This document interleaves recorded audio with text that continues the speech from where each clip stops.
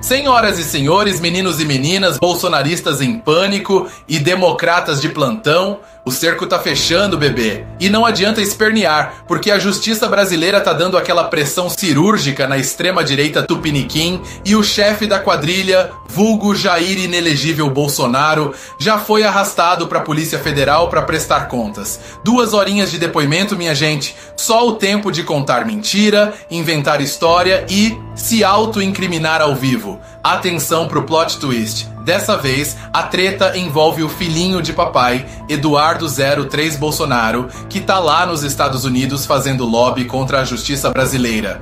Porque trabalhar de verdade, meu anjo, não rola. Nesta quinta-feira, o inelegível prestou depoimento à Polícia Federal por cerca de 2 horas sobre o inquérito que apura a atuação do seu filho, Eduardo Bolsonaro, deputado licenciado que está nos Estados Unidos, atuando contra a justiça brasileira. E quem tá bancando o moleque na terra do tio Sam? Isso mesmo, o próprio Jair, via Pix. Ah, porque eu botei 2 milhãozinho na conta dele, porque lá fora tudo é caro, tenho 2 netos e não quero que passem dificuldade? O próprio líder da quadrilha confessou para a imprensa ter enviado 2 milhões de reais via Pix para bancar seu filho nos Estados Unidos. Vocês sabem que lá atrás, né, eu não fiz campanha, mas foi depositado na minha conta 17 milhões de reais, tá? Eu botei 2 milhões na conta dele, ok?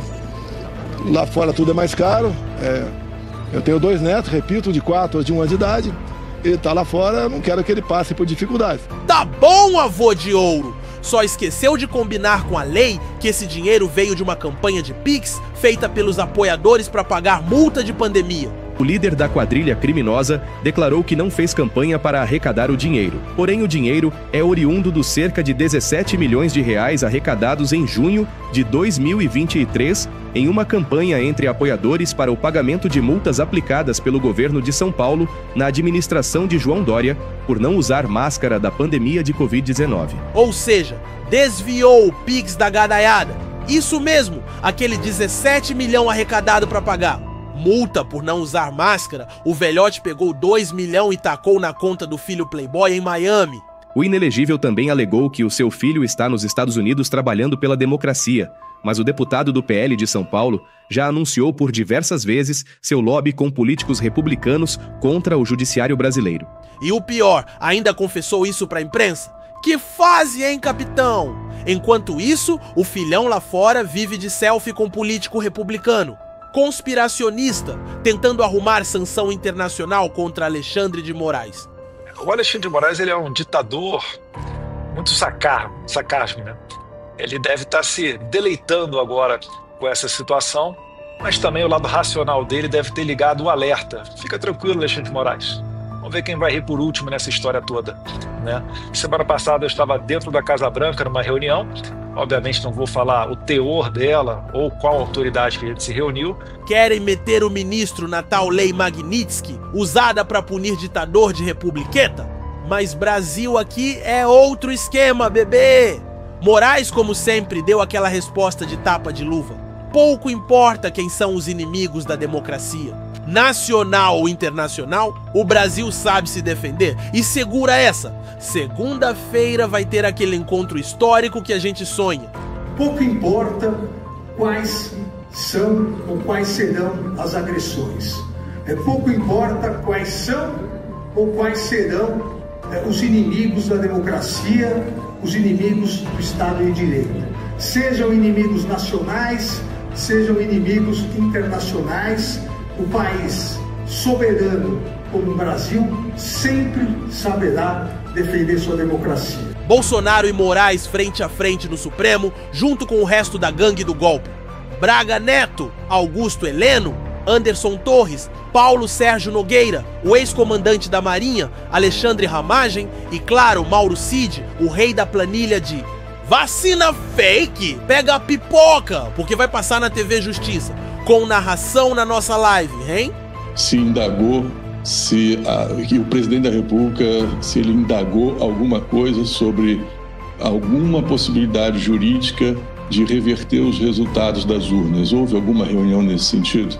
Pois não, Excelência, houve uma reunião, eu fui a uma reunião com o presidente da República, também, na verdade, fui em outras reuniões, mas para tratar assuntos específicos da Advocacia Geral da União. Então, me lembro que nós tínhamos alguns temas ainda bastante pulsantes, como, por exemplo, a revisão da vida toda, que eu despachei até no Supremo Tribunal Federal com o então advogado-geral da União. Mas em relação ao tema que o senhor me pergunta, houve uma reunião. O presidente da República, salvo fala na minha memória, ele foi específico sobre como havia ocorrido o pleito eleitoral. Me perguntou se eu havia visto algum tipo de problema jurídico. Eu de pronto respondi que não. E tem mais. Carla Zambelli, a fugitiva de luxo, que já tinha sido condenada a 10 anos de cadeia por invadir o sistema do CNJ com o hacker Delgatti, fugiu dos Estados Unidos e tá na Itália, achando que vai escapar da Interpol. Por unanimidade, os ministros mantiveram a condenação contra Zambelli a 10 anos de prisão, encerrando a possibilidade de novos recursos ordinários. Abre, assim, o caminho para o cumprimento da pena de prisão e da perda do mandato na Câmara dos Deputados. Já há uma ordem de prisão preventiva contra Zambelli, após ela ter fugido do Brasil. Após a fuga de Zambelli, parlamentares do governo alertam para o risco de fuga de Bolsonaro, que já está com o seu passaporte retido por prevenção. E o deputado Lindbergh Farias, que entrou com representação criminal contra Eduardo Bolsonaro, ainda soltou a boa. Bolsonaro hoje se auto-incriminou no depoimento. Confessou que financiou o lobby golpista do filhão, caracterizando obstrução de justiça e atentado à soberania nacional. Hoje foi depor, acabou de depor, o Jair Bolsonaro. Ele se auto-incriminou, pessoal.